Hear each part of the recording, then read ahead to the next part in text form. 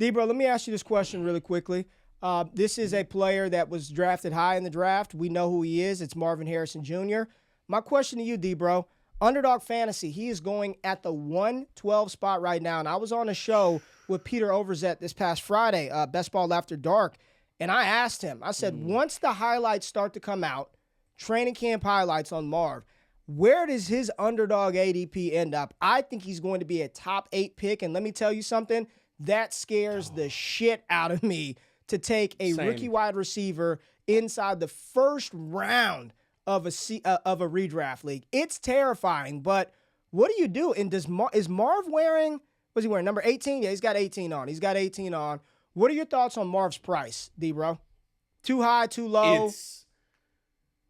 I mean, you're buying him at the ceiling, man. Like, he's got to be a top 5 wide receiver, top 3 wide receiver to really pay that off. And if he doesn't do that, you're eating an L this year. And I love Marv, dude. Like, I've got him ranked, like, aggressively. Like, or shit, what I thought was aggressive. I mean, looking at Marv, I think I got him at, what, wide receiver 9 or 10 for this year? Yeah, I got him at wide receiver 9. Damn. But, I mean, hell, still pretty high. Even at wide receiver 9, I'm not going to even get him because I got him at 16th overall, and people drafted him in the damn first round. So, dude, he's going to have to, like, just absolutely crush every rookie record we've ever seen in existence. Like, he's going to go out there, and he's going to have to eclipse what Puka did last year. He's going to have to eclipse that to pay off on that damn price. But I'm going to flip this on its head, Ray. I'm going to ask you this. Why do people playing off of Marv? Because people love Marv. You pay through the damn nose to draft Marv. Why in the hell do people not want to give Trey McBride enough respect? Because he's in the 40s. And if you playing Kyler, you want Arizona, give me all the Trey McBride, and y'all can keep the Marvin Harrison Jr. I'm fine with that in best ball right now. Why is that happening, Ray? I can't tell you because I have been conducting the Trey McBride train for 2 years now. He was my highest rostered player on Underdog in BBM4 last year. I told people it was only a matter of time before Trey McBeast takes over. I mean, he's the top 2-3 dynasty tight end right now. I don't get it. If anything, what Arizona has done over the past offseason is it's great for Trey McBride. Bringing in Zay Jones, bringing in Marvin Harrison Jr., like this frees up. There's no double teams anymore. That's it. He's one-on-one with a strong safety or a linebacker, and he will eat their lunch every single day if you put that type of defensive alignment out there on him. So what about this player right here? Malik Nabers, D-Bro. How excited are you about Nabers 2024? Give me all them targets. Give Nabers all them targets. Like all them Daniel Jones targets? You want all the Daniel Jones targets? Daniel Jones ain't good. I get Drew Lock ain't good. Malik Nabers still going to hoover all them targets, baby. Like, you want to? All right, let's talk about this. Who ends up with more targets in their rookie season? Marvin Harrison Jr. or Malik Nabers? I think that conversation is a lot damn closer than people are going to give it credit for. You think that's a conversation? You don't. You honestly think who the hell is in New York to sit there and take targets away from Malik? Tell me that. It does not matter. It does not matter. Oh, it does. They don't even. So they don't even throw the ball. Doesn't matter, Jay. They can't score points because they can't move the ball and they can't generate first downs. How are you going to do that if you can't move the ball? Kyler Murray, quarterback that you love, D-Bro, one of the best values in fantasy football. You tweeted it out just yesterday. Trey McBride, Kyler Murray, the best and best stack in best ball right now. Agreed. You know that quarterback can move the ball. Does you that know that quarterback is. Look, if your team and your offense is scoring points, moving the ball effectively, which we saw at Arizona last year, everyone says James Conner's a good running back.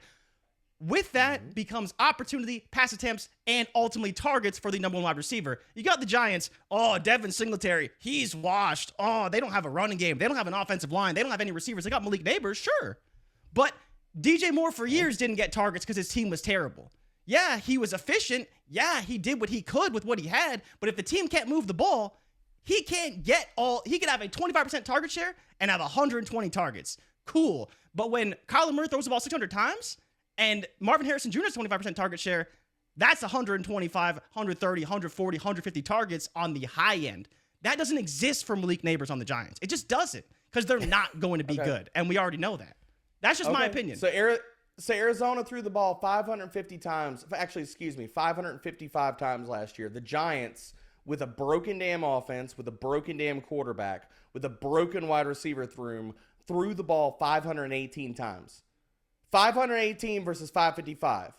You're telling me that gap doesn't close a little bit if the offense doesn't totally freaking disintegrate. If Daniel Jones doesn't melt down into a water boy. You're telling me that number doesn't come up at all. You're telling me Malik Nabers can't. You're telling me Malik Nabers cannot command a 25 to 27% target share with a bunch of other just practice squad dudes around him. That's what you're telling me, Jay. That can't happen. You're telling me that we didn't see the worst version of the Giants last year. Everything that could have gone wrong for the Giants last year went wrong. If some of those things, instead of all of it melting down this year, if some of those things go right, Jay, you're telling me that the Giants that threw the ball 518 times can't get close to the Cardinals who threw it 555 times. That's what we're saying. So, to your point, I will give you credit. They can get close, but that doesn't factor in quality of target, right? Which we would definitely skew very heavily in Marvin Harrison Jr.'s favor. But I said the target and volume. You said that's fine. And if you want to go market share, cool. I don't like to talk volume. I don't like to talk market share because I think it's obviously volume dependent. But yes, he could definitely see the same amount of targets, which is fine. But again, when you say the Giants are the worst version of themselves, I don't agree with that. Because I think the Giants can still be worse this year. I think they could be worse this year, 100%. 100%. You just said, hold up, I want to make sure that I'm right on this. You said Malik Nabers could see the same volume that Marvin Harrison Jr. said. That was the quote, right? I'm saying if you believe they can be better, which I'm not really there, and you want to say that he gets this and they throw the same amount of times, that's cool. But in my opinion, Marvin Harrison Jr. has a much higher target ceiling. So if you want to talk median projection, sure, I would give them a similar median projection, but the range of outcomes is vastly different for me personally. But look at their ADPs and that kind of divide. Yeah, I'm with you there. The ADPs are a little wild. I'm low on Malik Nabers. I've well said that. I'm not really in on Nabers, not because I don't believe in the talent, but I just don't believe in the team and the offense. I don't think the Giants are the worst version of themselves just yet.